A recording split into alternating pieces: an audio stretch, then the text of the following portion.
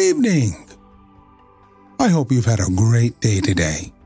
Welcome to BVJ's Bedtime Stories. I'm Big Voice Jay, and this is a show where we get you ready for a good night's sleep with public domain short stories just for you. Links to all the stories can be found at the show notes at bedtimewithbvj.com. And if you'd like to support the show, there's a Buy Me a Coffee link on every page and post. Tonight, we continue our story, The Wizard of Oz by L. Frank Baum. In the castle, everyone was in a deep sleep. Been late in the evening before the Viking's wife retired to rest. She was anxious about Helga, who, 3 days before, had vanished with the Christian priest. Helga must have helped him in his flight, for it was her horse that was missing from the stable. But by what power had all this been accomplished? The Viking's wife thought of it with wonder, thought on the miracles which they said could be performed by those who believed in this faith, and followed its teachings. These passing thoughts formed themselves into a vivid dream, and it seemed to her that she was still lying awake on her couch, while without darkness reigned. A storm arose. She heard the lake dashing and rolling from east and west, like the waves of the North Sea or the Kattegat. The monstrous snake, which it is said surrounds the earth in the depths of the ocean, was trembling in spasmodic convulsions. The night of the fall of the gods was come, Ragnarok, as the heathens call the judgment day, when everything shall pass away, even the high ones themselves. The war trumpet sounded. Riding upon the rainbow came the gods clad in steel to fight their last battle on the last battlefield. Before them flew the winged vampires, and the dead warriors closed up the train. The whole firmament was ablaze with the northern lights, and yet the darkness triumphed. It's a terrible hour.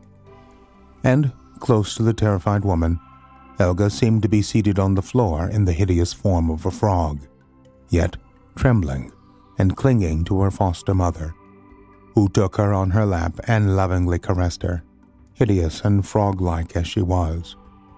The air was filled with the clashing of arms and the hissing of arrows, as if a storm of hail was descending upon the earth. It seemed to her the hour when earth and sky would burst asunder and all things be swallowed up, Saturn's fiery lake. But she knew that a new heaven and earth would arise, and that cornfields would wave where now the lake rolled over desolate sands. Then she saw rising from the region of the dead Balder the gentle, the loving, and as the Viking's wife gazed upon him, she recognized his countenance.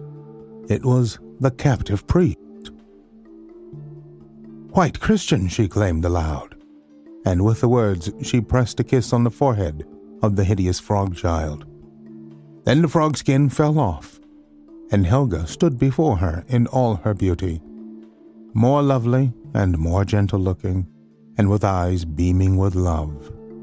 She kissed the hands of her foster mother, blessed her for all her fostering love and care during the days of her trial and misery, for the thoughts she had suggested and awoke in her heart, and for naming the name which she now repeated. Then beautiful Helga rose as a mighty swan, and spread her wings with the rushing sound of troops of birds of passage flying through the air. Then the Viking's wife awoke, but she still heard the rushing sound without. She knew it was time for the storks to depart, and that it must be their wings which she heard. She felt she should like to see them once more and bid them farewell. She rose from her couch, stepped out on the threshold, and beheld on the ridge of the roof a party of storks ranged side by side. Troops of the birds were flying in circles over the castle and the highest trees. But just before her, as she stood on the threshold and close to the well where Helga had so often sat and alarmed her with her wildness, now stood two swans, gazing at her with intelligent eyes. Then she remembered her dream, which still appeared to her as a reality. She thought of Helga in the form of a swan. She thought of a Christian priest, and suddenly a wonderful joy arose in her heart. The swans flapped their wings and arched their necks as if to offer her a greeting, and the Viking's wife spread out her arms towards them as if she accepted it, and smiled through her tears. She was roused from a deep thought by a rustling of wings and snapping of beaks. All the storks arose and started on their journey towards the south. "We will not wait for the swans," said the mama stork. "If they want to go with us, let them come now. We can't sit here till the plovers start. It is a fine thing, after all, to travel in families, not like the finches and the partridges. There, the male and the female birds fly in separate flocks, which, to speak candidly, I consider very unbecoming. What are those swans flapping their wings for?" "Well, everyone flies in his own fashion," said the papa stork. "The swans fly in an oblique line, the cranes in the form of a triangle, and the plovers in a curved line like a snake." "Don't talk about snakes while we are flying up here," said Stork Mama. "It puts ideas into the children's heads that cannot be realized." "Are those the high mountains I have heard spoken of?" asked Helga, in the swan's plumage. "They are storm clouds driving along beneath us," replied her mother. "What are yonder white clouds that rise so high?" again inquired Helga. "Those are mountains covered with perpetual snow that you see yonder," said her mother. And then they flew across the Alps towards the blue Mediterranean. "Africa's land! Africa's land! Egyptia's strand!" sang the daughter of the Nile, in her swan's plumage, as from the upper air she caught sight of the native land, a narrow, golden, wavy strip on the shores of the Nile. The other birds espied it also and hastened their flight. "I can smell the Nile mud and the wet frogs," said the stork mama. "And I begin to feel quite hungry." "Yes. Now you shall taste something nice, and you will see the marabout bird and the ibis and the crane. They all belong to our family, but they are not nearly as handsome as we are. They give themselves great airs, especially the ibis. The Egyptians have spoilt him. They make a mummy of him and stuff him with spices. I would rather be stuffed with live frogs, and so would you, and so you shall. Better have something in your inside while you are alive than to be made a parade of after you are dead. That is my opinion, and I am always right." "The storks are come," was said in the great house on the banks of the Nile, where the Lord lay in the hall on his downy cushions, covered with a leopard skin, scarcely alive, yet not dead, waiting and hoping for the lotus flower from the deep moorland in the far north. Relatives and servants were standing by his couch when the two beautiful swans who had come with the storks flew into the hall. They threw off their soft white plumage, and two lovely female forms approached the pale, sick old man and threw back their long hair, and when Helga bent over her grandfather, redness came back to his cheeks, his eyes brightened, and life returned to his benumbed limbs. The old man rose up with health and energy renewed.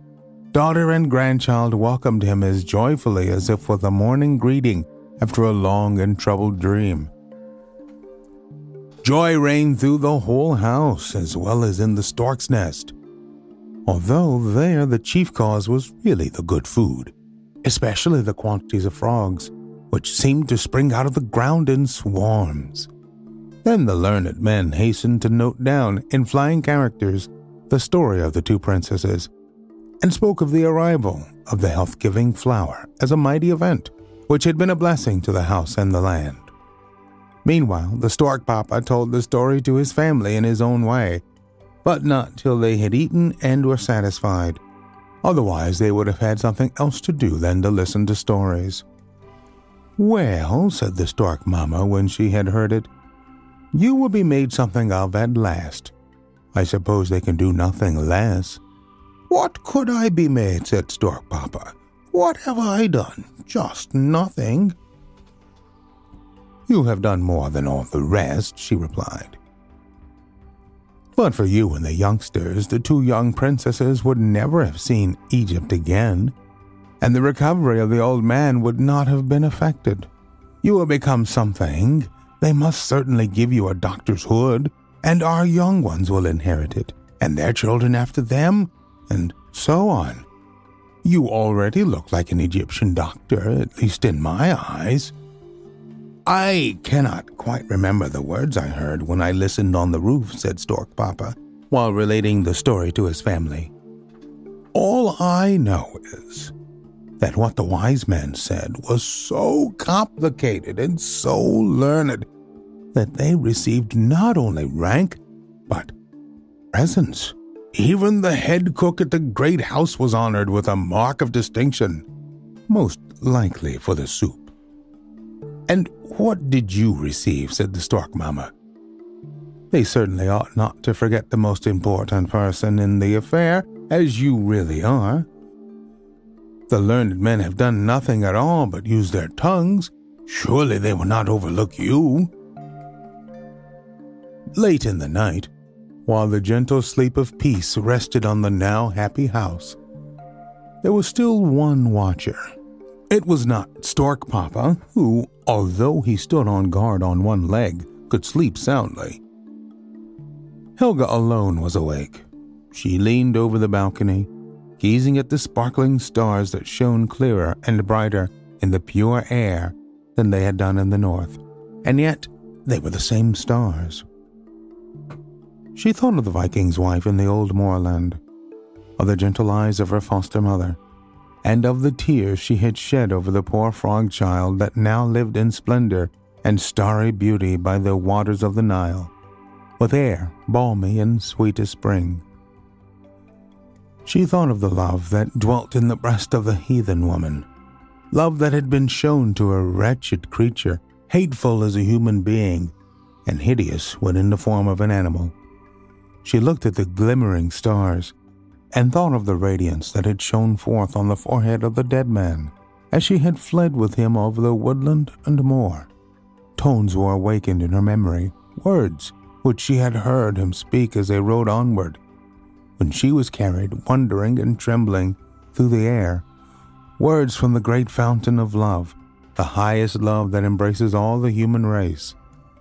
What had not been won and achieved by this love? Day and night, beautiful Helga was absorbed in the contemplation of the great amount of her happiness, and lost herself in the contemplation, like a child who turns hurriedly from the giver to examine the beautiful gifts. Was overpowered with her good fortune, which seemed always increasing, and therefore what might it become in the future? Had she not been brought by a wonderful miracle to all this joy and happiness? And in these thoughts she indulged, until at last she thought no more of the giver. It was the overabundance of youthful spirits unfolding its wings for a daring flight.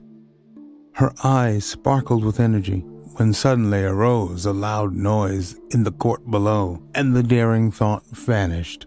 She looked down and saw 2 large ostriches running around quickly in narrow circles. She had never seen these creatures before. Great, coarse, clumsy-looking birds with curious wings that looked as if they had been clipped, and the birds themselves had the appearance of having been roughly used. She inquired about them, and for the first time heard the legend which the Egyptians relate respecting the ostrich. Once, they say, the ostriches were a beautiful and glorious race of birds with large, strong wings. One evening the other birds of the forest said to the ostrich, "Brother, shall we fly to the river tomorrow morning to drink, God willing?" And the ostrich answered, "I will." With the break of day, therefore, they commenced their flight, first rising high in the air towards the sun. Still higher and higher the ostrich flew, far above the other birds, proudly approaching the light, trusting in its own strength, and thinking not of the giver, or saying, "If God will," when suddenly the avenging angel drew back the veil from the flaming ocean of sunlight, and in a moment the wings of the proud bird were scorched and shriveled, and they sunk miserably to the earth. Since that time, the ostrich and his race have never been able to rise in the air. They can only fly terror-stricken along the ground, or run round and round in narrow circles, It is a warning to mankind that in all our thoughts and schemes, and in every action we undertake, we should say, if God will. Then Helga bowed her head thoughtfully and seriously, and looked at the circling ostrich, as with timid fear and simple pleasure, it glanced at its own great shadow on the sunlit walls. And the story of the ostrich sunk deeply into the heart and mind of Helga. A life of happiness, both in the present and in the future, seemed secure for her, and what was yet to come might be the best of all, God willing. Early in the spring, when the storks were again about to journey northward, beautiful Helga took off her golden bracelets, scratched her name on them, and beckoned to the stork father. He came to her, and she placed the golden circlet around his neck, and begged him to deliver it safely to the Viking's wife, so that she might know that her foster daughter still lived, was happy, and had not forgotten her. "It is rather heavy to carry," thought Stork Papa when he had it on his neck. "But gold and honor are not to be flung into the street. The stork brings good fortune. They'll be obliged to acknowledge that at last." "You lay gold, and I lay eggs," said Stork Mama. "With you it is only once in a way. I lay eggs every year. But no one appreciates what we do. I call it very mortifying." "But then we have a consciousness of our own worth, Mother," replied Stork Papa. "What good will that do you?" retorted Stork Mama. "It will neither bring you a fair wind nor a good meal." The little nightingale who was singing yonder in the tamarind grove will soon be going north too. Helga said she had often heard her singing on the wild moor, so she determined to send a message by her. While flying in the swan's plumage, she had learnt the bird language. She had often conversed with the stork and the swallow, and she knew that the nightingale would understand. So she begged the nightingale to fly to the beechwood on the peninsula of Jutland, where a mound of stone and twigs had been raised to form the grave. And she begged the nightingale to persuade all the other little birds to build their nests round the place, so that evermore should resound over that grave music and song. And the nightingale flew away, and time flew away also. In the autumn, an eagle, standing upon a pyramid, saw a stately train of richly laden camels, and men attired in armor on foaming Arabian steeds, whose glossy skins shone like silver. Their nostrils were pink, and their thick, flowing manes hung almost to their slender legs. A royal prince of Arabia, handsome as a prince should be, and accompanied by distinguished guests, was on his way to the stately house, on the roof of which the stork's empty nests could be seen. They were away now in the far north, but expected to return very soon. And indeed, they returned on a day that was rich in joy and gladness. A marriage was being celebrated, in which the beautiful Helga, glittering in silk and jewels, was the bride, and the bridegroom the young Arab prince. Bride and bridegroom sat at the upper end of the table, between the bride's mother and grandfather. But her gaze was not on the bridegroom with his manly, sunburnt face, round which curled a black beard and whose dark, fiery eyes were fixed upon her, but away from him at a twinkling star that shone down upon her from the sky. Then there was heard the sound of rushing wings beating the air. The storks were coming home, and the old stork pair, although tired with the journey and requiring rest, did not fail to fly down at once to the balustrades of the veranda, for they knew already what feast was being celebrated. They had heard of it on the borders of the land, and also that Helga had caused their figures to be represented on the walls, for they belonged to her history. "I call that very sensible and pretty," said Stork Papa. "Yes, but it is very little," said Mamma Stork. "They could not possibly have done less." But when Helga saw them, she rose and went out into the veranda to stroke the backs of the storks. The old stork pair bowed their heads and curved their necks, and even the youngest among the young ones felt honored by this reception.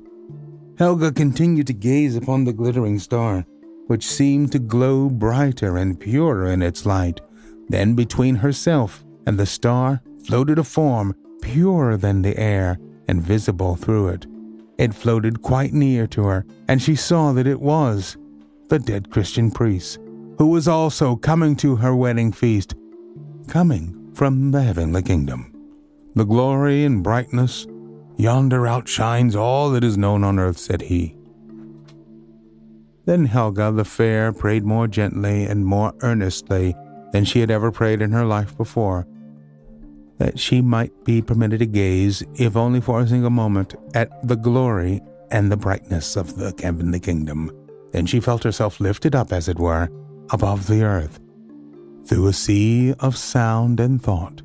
Not only around her, but within her, was there light and song such as words cannot express.